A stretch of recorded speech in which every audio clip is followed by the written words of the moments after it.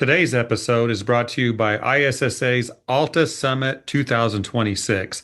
It's a special event for building service contractors and will be held June 8th through 10th at ISSA headquarters right by O'Hare International Airport.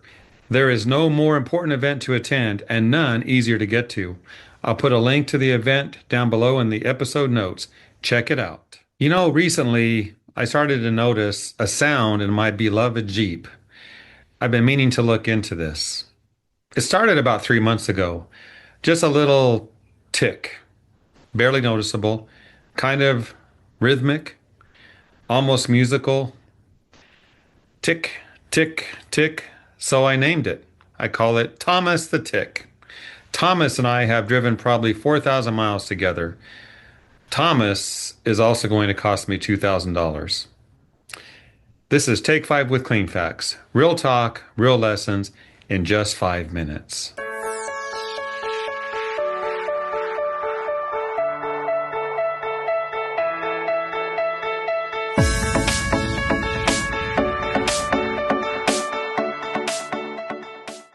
Today we're talking about the danger of tolerating small problems too long, like Thomas the Tick. In your equipment, your business, your team, and honestly, your life. Because here's the thing about small problems. They are incredibly patient. They will wait you out. They don't get tired. They don't get bored. They just sit there, getting slightly worse every single day. And you? You get used to them. That's the trap. The human brain is wired to normalize, which is a very helpful feature when you're adjusting to a new city and a new job, and a genuinely terrible feature when you're running a business. Think about the last time you walked past something in your shop, your business place, and thought, yeah, somebody should deal with that. And then you walked past it again and again. And then one day you stopped even seeing it. It became furniture. Small problems are sneaky that way. They don't announce themselves. They just quietly integrate into your normal until normal becomes a pretty generous word for whatever's going on. Examples. A technician who's a little checked out becomes a technician who quits mid-season with no notice. Or a piece of equipment that runs just a little hot becomes a piece of equipment that dies on a job site, and it's never on Tuesday. It's always Friday at 2 or 3 o'clock in the afternoon. Or how about a customer who seemed slightly unhappy when the job was done becomes a one-star review that you're going to read at 11 p.m. and lose sleep over? None of those things happened suddenly. They were all Thomas the Tick, ticking away, waiting for you to deal with them or not deal with them. Now, I want to be fair here. You're busy. You're running crews, quoting jobs, managing cash flow. You're answering texts from people who absolutely cannot figure out the scheduling app.